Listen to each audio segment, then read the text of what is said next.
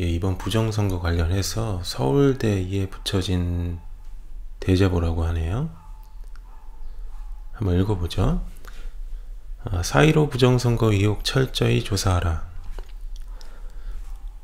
역사상 유례없는 거대 야당이 탄생했다. 조국 교수를 비롯해 민주화를 들먹이며 사익을 추구하는 기회주의자들의 민낯을 보고 놀란 사람들이 광화문을 뒤덮었다. 하지만 선거 결과는 말 그대로 경이로운 수준이다. 코로나 바이러스와 퍼주기 정책의 힘인가? 혹자는 선거 부정 의혹을 제기하고 혹자는 이를 패자의 추접한 음모론으로 치부한다. 선거 부정 의혹은 어제 오늘의 일이 아니다. 중앙선관위 노조위원장으로 근무한 한성천 씨는 2002년 전자개표기가 도입된 후 진행된 모든 선거는 조작이 가능함을 일관되게 주장해왔다. 2012년엔 경기도 선관위에서 근무하던 박모 씨가 전자개표기 사용 금지 가처분 신청을 하기도 했다. 이명박 박근혜 정권에서는 정권의 정당성을 부정하는 사람들의 단골 메뉴였다. 선거 부정 이슈는 비단 한국만의 문제도 아니다. 미국에서는 선거인 명부와 우편 투표 제도의 문제점이 끊임없이 제기되고 있다. 트럼프 대통령은 대통령 당선 후 불법으로 투표한 사람이 수백만 명에 이른다면서 이들을 제외하면 선거인단뿐만 아니라 일반 유권자 투표에서도 자신이 이겼을 것이라 주장했다. 공정한 선거제도를 준비하고 이에 관한 의혹을 해소하는 것은 투표 시스템을 운영하는 국가, 특히 선관위가 담당하는 본연의 작업이다. 또한 불필요한 의혹을 사전에 차단할 수 있도록 선거 시스템을 개선하는 것도 국가와 선관위의 몫이다. 이를 방기함은 국가임을 스스로 포기하는 것이다. 의혹의 제기는 정당한가? 절차적 정의는 실체적 정의를 담보하기 위한 최소한의 요청이다. 그런데 문 대통령은 자신의 선거 캠프 특보로 있었던 조혜주를 인사청문회도 없이 중앙선관위 상임위원으로 임명했다. 중앙선관위 상임위원은 사실상 중앙선관위를 총괄하는 자리다. 흥미롭게도 조혜주 위원은 중앙선관위가 전자개표기를 최초로 도입할 당시 선거과장으로서 관련 업무를 주도한 인사다. 또한 놀라운 것은 이번 4.15 총선이 중앙선관위의 야당 추천 선관위원은 한 명도 없이 진행되었다는 점이다. 나아가 한국산 전자투표기와 전자개표기의 문제점을 지적하는 사례가 지속적으로 제기되어 왔다. 2018년 이라크 총선에서는 한국산 전자개표기가 부정선거의 핵심으로 지목됐다. 2018년 9월 11일 니키 헤일리 유엔 주재 미국 대사는 콩고에서 한국산 전자투표기를 사용하지 말 것을 유엔 안전보장 이사회에서 공개적으로 경고하기도 했다. 하지만 2018년 12월 진행된 콩고 대통령 선거에서 한국산 전자투표기가 사용됐고 조작의 정황이 포착되어 논란이 됐다. 흥미로운 점은 이라크와 콩고에 장비를 납품한 미루 시스템즈의 콩고 정치인들의 비자금 조성에 연루된 것이다.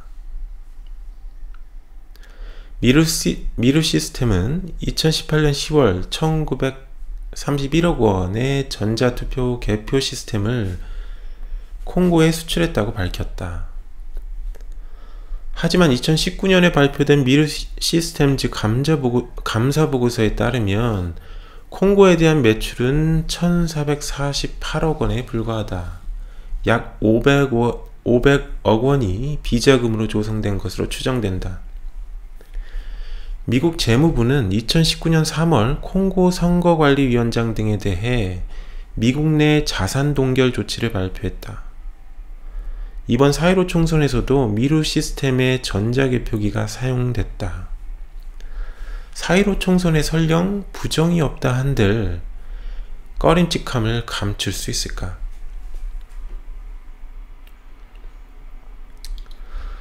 양정철 민주연구원장은 민주적 선거가 존재하지 않는 중국의 공산당 당교와 협약을 맺었고 놀라운 빅데이터 기술을 시전했다.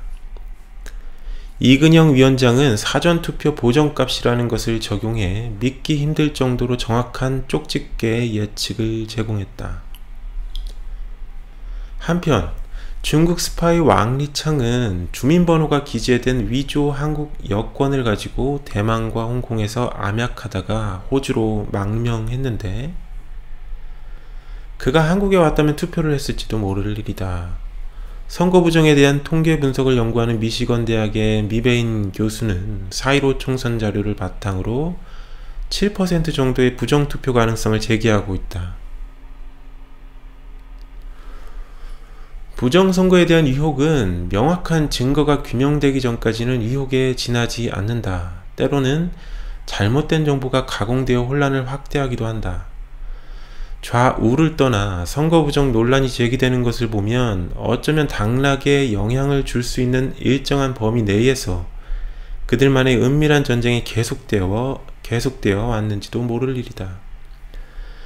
안타깝게도 선거제도의 문제점을 지속적으로 주장해온 사람들은 우파 정권이 집권하면 함께 일하던 우파 단체들에게 버림을 당했고 좌파 정권이 집권하면 좌파 단체들에게 버림을 받았다. 2002년부터 전자개표기의 문제점을 주장해온 한성천 씨의 일갈이다. 모든 의혹을 바로잡는 것은 주권자인 국민에게 투명한 선거 제도를 제공해야 할 국가 본연의 책임이다. 또한 의혹에 대해 합리적인 해명을 요구하고 선거제도의 개선을 통해 보다 공정하고 투명한 선거를 요구하는 것은 주권자의 엄연한 권리이다. 디지털 파시즘, 일반 국민들이 선거를 검증할 수 있는가? 디지털 파시즘에 대한 우려가 고조되고 있다. 전자장치를 이용한 선거는 과연 안전한 것인가? 2004년 미국에서는 오하이오주의 대통령 선거 부정을 조사하는 과정에서 클린트 커티스라는 프로그래머가 선거 조작에 사용된 프로그램을 자신이 제작한 바가 있다는 증언을 제기했다. 2006년 네덜란드에서는 TV 공개 방송을 통해 당시 네덜란드 선거에 사용되고 있는 NEDA P4의 전자투표기가 얼마나 쉽게 조작할 수 있는지 직접 시연한 사건을 발단으로 선거에서 전자기기의 사용을 금지하고 종이투표와 수개표의 전통을 이어오고 있다. 네덜란드에서 일어난 변화는 롭 공그리 JP이라는 해커가 설립한 시민단체를 통해 진행되었다. 이들은 전자투표의 위험성을 강조하며 독일 해커그룹 카오스 컴퓨터 클럽과 연대하여 독일이 수입해서 사용하던 NEDA P4의 전자투표기의 위험성을 지적했다. 이러한 움직임을 통해 2009년 독일 연방 헌법재판소는 일반 시민들이 쉽게 검증할 수 없는 전자장치를 사용한 선거는 위헌이라는 판결을 내렸다. 최근 미 하원에서는 중국을 비롯한 해외 정부가 자국 선거에 개입하는 것을 방지하기 위해 쉴드 액트를 위반했다. 옥스포드 대학에서 발표한 보고서에 따르면 중국을 비롯한 특정 국가들이 해외 정부의 선거에 영향을 미칠 목적으로 소셜미디어를 통해 허위 정보를 유포하고 있음을 밝히고 있다. 사이버 공간을 이용한 해외 정부의 선거 개입 가능성은 더 이상 가상의 시나리오가 아니다. 특히 2009년 독일 연방 헌법재판소 판례는 주목할 필요가 있다. 이 판례는 국내에서 잘못 알려진 것처럼 단순히 전자투표에만 한정된 것이 아니기 때문이다. 본 판례는 컴퓨터의 사용으로 인해 해킹을 통해 조작될 수 있는 선거의 모든 부분을 논하고 있다. 독일은 이에 따라 투표용지를 개수하는 카운팅 머신의 사용도 금지한다. 투표 기계의 사용은 하자나 조작 가능성이 없음을 일반 국민들이 특별한 기술적 지식이 없이도 쉽게 명백히 확인할 수 있는 경우에만 사용할 수 있다는 것이 이 판례의 취지이다. 컴퓨터를 이용한 선거는 시민들에 의해 공개적으로 검증될 수 없고 이는 선거의 본질에 반하기 때문이다. 이러한 판례를 바탕으로 독일은 투표소 현장 개표와 수개표를 통해 해킹의 가능성을 원천적으로 차단하는 전통적인 투개표 시스템을 운영하고 있다. 관심이 있는 누구라도 개표에 참관하게 하는 것이 독일 선거제도의 기본 정신이다. 하지만 이렇게 엄격한 독일의 선거 시스템마저도 또 다른 해킹의 위험을 직면하고 있다. 2017년 투표소에서 취합한 투표 결과를 입력하는 과정에 사용되는 소프트웨어의 해킹 가능성이 문제가 된 것이다. 그리고 러시아를 비롯한 해외 정부의 선거 개입을 경계하며 세심한 주의를 기울이고 있다. 그렇다면 대한민국의 선거 시스템은 안전한가? 기술적으로 문외한인 일반 국민들에게 투개표의 공정성에 대한 검증 가능성을 제공하는가? 안타깝게도 우리가 받을 수 있는 답변은 선관위의 일방적인 주장뿐인 듯하다. 더욱 황당한 것은 선관위가 QR코드의 문제점을 비롯해 선거 시스템의 전산적 조작 가능성을 지적하는 사람들을 선거 자유 방해죄로 검찰에 고발하고 있다는 점이다. 선관위는 법원의 사실조회 요청마저 거부하고 있다. 선관위는 누가 견제하는가? 선거의 자유를 침해하고 있는 것은 과연 누구인가? 독일 연방 헌법재판소라면 위헌 판결을 내릴 것이다. 논란의 핵심인 QR코드. 선관위는 법 위에 군림하는 조직인가? 도대체 법 규정을 무시하고 무리하게 QR코드를 사용한 이유가 무엇인가? 사전투표에 관해 제기되고 있는 무수한 의혹들을 차치하고서라도 중앙선관위가 사전투표 용지에 QR코드를 사용한 것은 법규상 명백히 부당하다.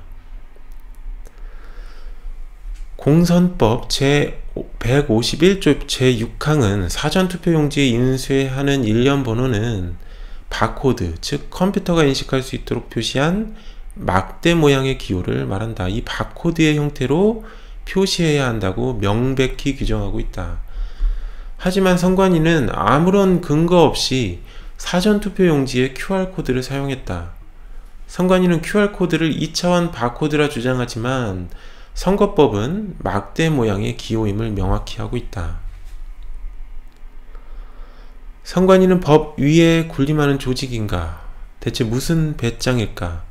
법 규정이 명확함에도 불구하고 대범하게 법률의 규정을 넘어선 이유가 무엇인가? 선거 과정에 대한 신뢰를 최대한 확보하고 불필요한 문제 제기를 최소화하는 것이 선관위 본연의 자세가 아닌가 말이다. 선관위는 나름의 해명을 제공하며 법규상 미비점을 스스로 인정했다. 그리고 관련 입법을 추진하고 있다. 하지만 대담하게도 법 규정을 명백히 넘어선 선관위의 행태는 이미 국민의 신뢰를 저버렸다.